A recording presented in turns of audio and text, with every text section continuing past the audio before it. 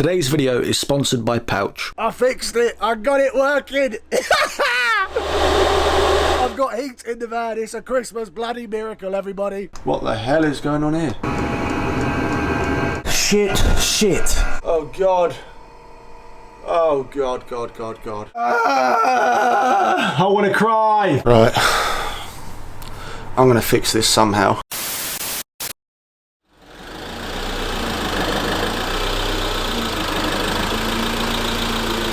Well, welcome back to another attempt at trying to get this diesel heater fitted and installed. I'm back down in the workshop, which means trying to fit this heater and get it working is going to be a lot easier because thankfully the place where I keep my van, there's actually some lifts which I can raise the van up onto to make it a lot easier to get underneath and to work on it. I've ordered myself a new Chinese diesel heater, which is in that box. It arrived yesterday. But the first things first is to get the van up on the lift.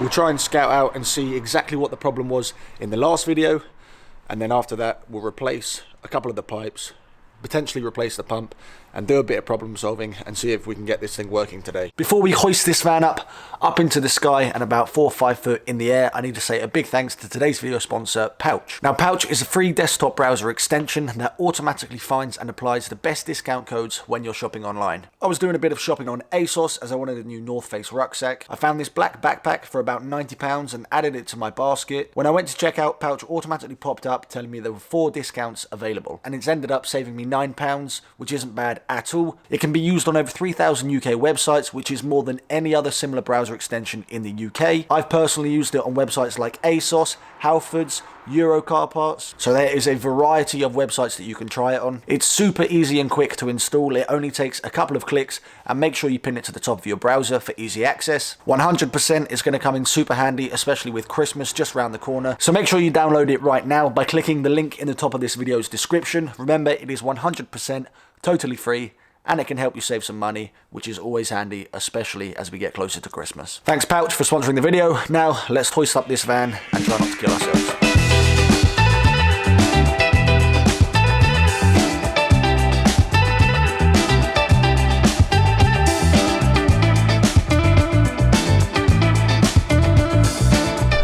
Right, I think I've got it all in place. This might be the most dangerous thing I've done on this van build so far, because if I lift this up and it falls on top of me, well, you won't see this video.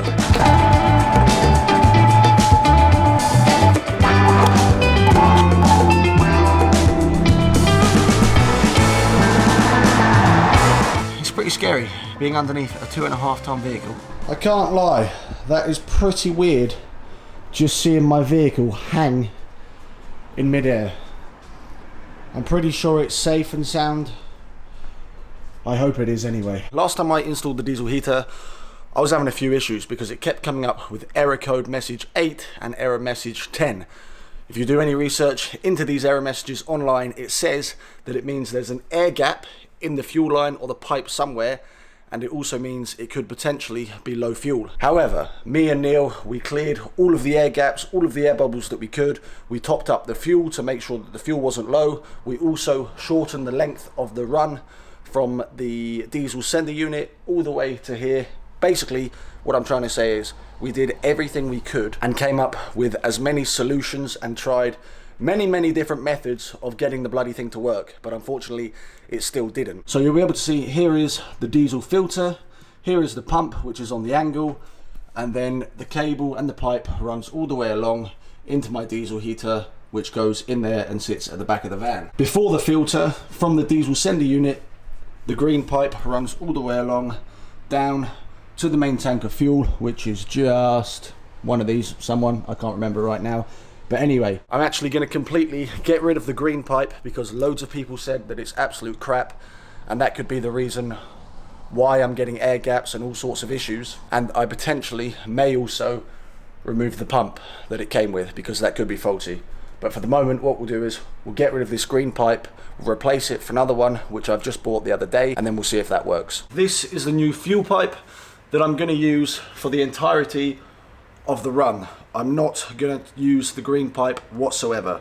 I'm going to completely replace it with this kind of much harder but thinner plastic nylon pipe. From a lot of the reviews and things that I've read online, this is a much better pipe to use. I did mean to take this up to Liverpool when I installed it last time, however I completely forgot and I left it in the workshop, hence why instead we just used the green pipe that the diesel heater came with. First things first, remove the green pipe, probably get absolutely covered in diesel, and then I'm going to reroute this pipe and then test it. Bloody Nora! Oh, fucking hell. My hands are just slipping. It's like trying to get a condom on. Or off. Oh. I've never done anything like this until about 2 days ago, so I'm hoping this should be quite easy. Oh my god.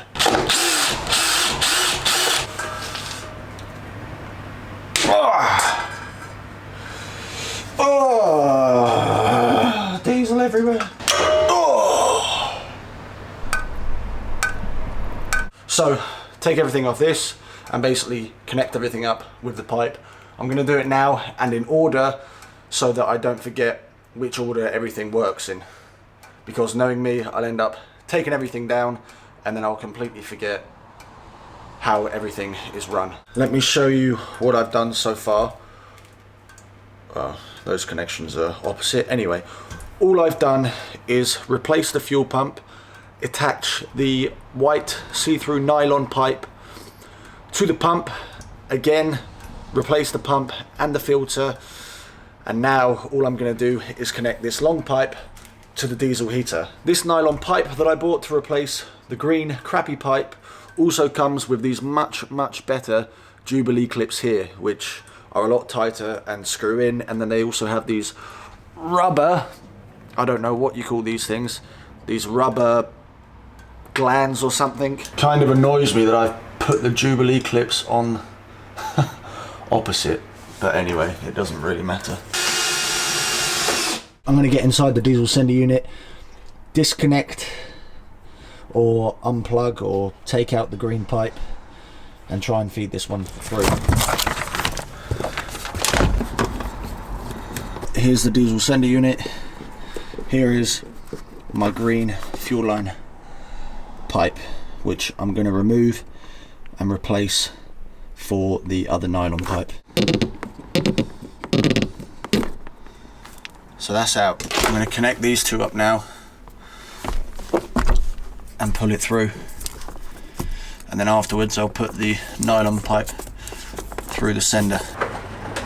And there we go. I've got my nylon pipe through. Oh God almighty, I'm slipping all over the place. Slippy Gonzalez. I'm just going to try and push it as far down as... I wonder if it will touch the bottom and I'll be able to feel it. Come on baby, it's going to reach. It's going to reach. I feel it in my fingers. I feel it in my toes. The original green pipe is out. That is a lot of diesel. It's just filled up an entire dog bowl.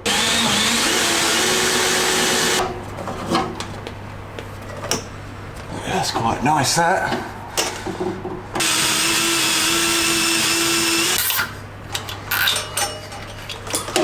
I'm not going to change the actual diesel heater unit out yet.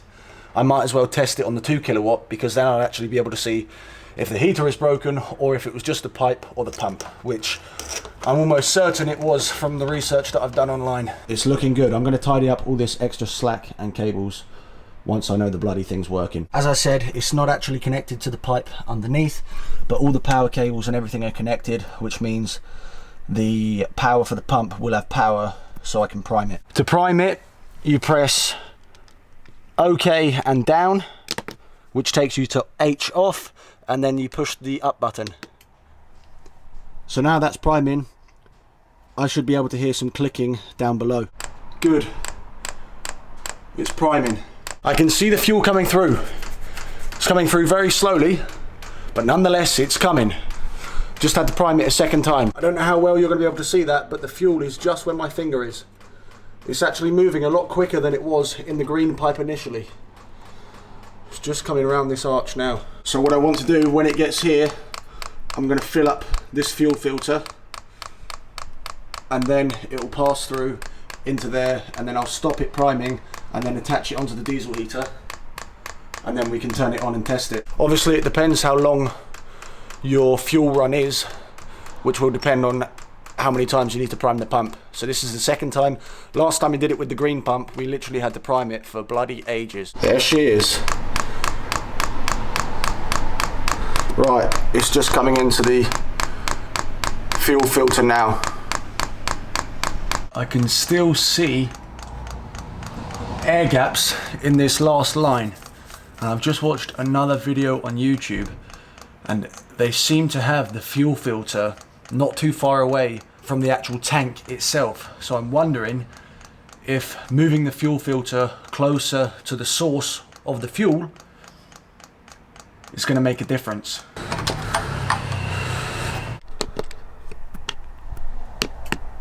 There's a few air gaps, not many. Oh, I can hear something. The exhaust is blowing out smoke, which is fine because that's burning off something. It's struggling.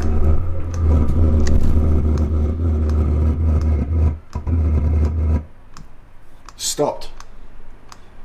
Whoa, that is a lot of fuel. Christ. What the hell is going on here? Is that normal? Jesus Christ, all bloody mighty. Woo. It's struggling, isn't it? It's as if it's not getting a consistent amount of fuel. I've got lukewarm air coming through. We're on 3 bars on the dashboard. So I think there's one more bar that it goes up by. I've got no error code yet, which is good. I'm just gonna leave it running for a little bit longer. That is quite hot actually coming out now. Ooh, yeah. I wouldn't want to keep my hand there for too long. That is warm. I'm wondering if it's even worth replacing the actual heater for the 5 kilowatt. Right, we're up to another bar. This is exciting stuff, ladies and gentlemen. I don't think I've got this far. I think the diesel heater is fixed and working. Please, come on, keep going. Without doubt, the diesel heater is working. Yeah, boy. Oh God, this is bloody fantastic. We've just got up another bar. Whoa. We've just got up to the red bar. Look at this. This is beautiful stuff, ladies and gentlemen. Ah, yes, you bastard. You absolute bastard. I fixed it. I got it working. Oh boy, oh boy, oh boy. I've got heat in the van. It's a Christmas bloody miracle, everybody. You beauty. You're working. You're working. Ow, and you are hot as well. Everything is working beautifully. The smallest of air gaps in there. The filter is full. I've just turned it off, so it's going to power down. I fixed it.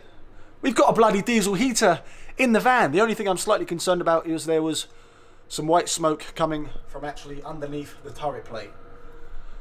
This is absolutely fantastic. So this is the 5 kilowatt version, which is a fair bit bigger than the one I've got in there. I'll show you a comparison side by side. I'm just going to wait for it all to cool down, otherwise I'll burn my hands on the exhaust. It should be pretty straightforward because all of the pipe work, all of the connections and power leads, everything is already there. So simple as undoing a few bolts, undoing the pipes and swapping the actual units out. So I thought I would show you a comparison in size from the 2 kilowatt heater to the 5. As you can see, it's about another quarter bigger, which is a fair bit, but to be honest it's going to be absolutely fine because I've got plenty of space for it, and it's a little bit more powerful, so it should heat up faster and give off a little bit more power and of course heat.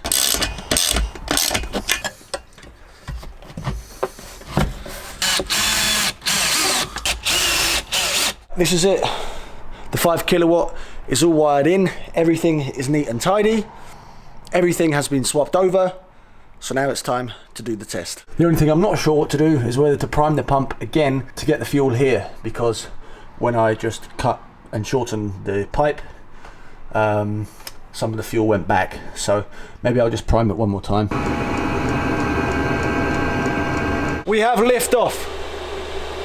However, it doesn't seem to be as hot as the other one.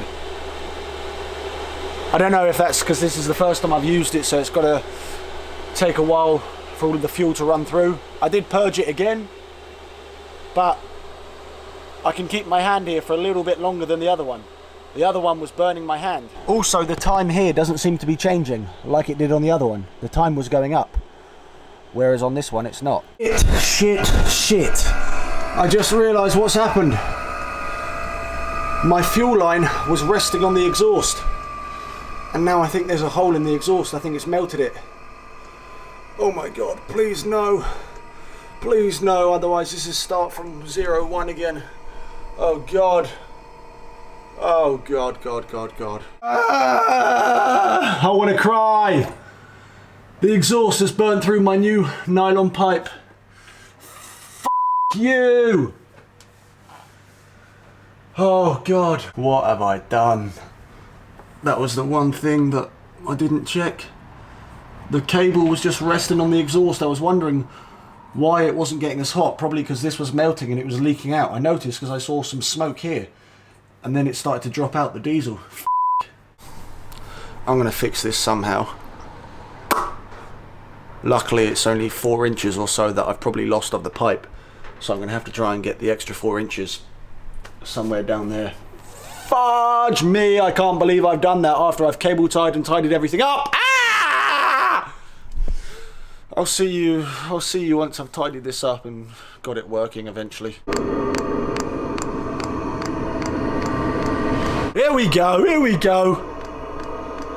I fixed the problem, and now I think we're firing on all cylinders. No more melted cable. Right guys, it's official. The 5 kilowatt diesel heater has been replaced for the 2 kilowatt. We're now fully functioning and I have heat in the van. Today's job of simply swapping out the cable, swapping the diesel heater out for the bigger one, I didn't think was going to take this long, but it has. But anyway, it's in, functioning and working the way it should be. Hopefully this video was useful for anybody trying to problem solve. The one thing I would say is swap out the green cable for the plastic see-through nylon one. I'll leave links in the description to all of this. But I definitely feel like since the last video and since today's jobs, I've learned a lot about diesel heaters and exactly how they work, because they're a bit of a pain in the arse, I can't lie. Anyway, thank you guys so much for watching the video. Hope you found it useful and you enjoyed it. You had a bit more carnage and a bit more of a learning process on this van build. Don't forget to download and check out Pouch by clicking the link in the description so you can save money when you're shopping online. Thank you so much for watching, and as always, I will catch you in the next video. Peace out.